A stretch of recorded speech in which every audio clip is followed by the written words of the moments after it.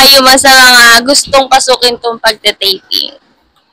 Kung gusto mong pasukin yung pagtitaping, unang-una, dapat meron kang tiyaga.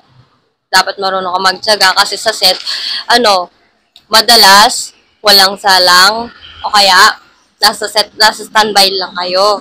Tapos, um, ano, gaya nito, medyo maulan dito, kailangan ikaw mag-a-adjust. Ganyan.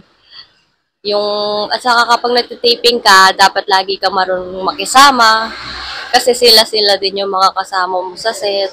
Yan. Saka para hindi ka rin maboring sa standby kapag walang salang. Yun.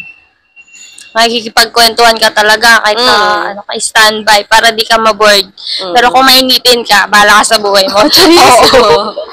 Mainip ka talaga. Pero kasi yung iba ayaw makipag-usap sa isang tabi lang. Ganun. Pero kami, nakikisalamuha kami. Siyempre, mas maganda pa rin yung nakikisama tayo tapos nakikipag-usap.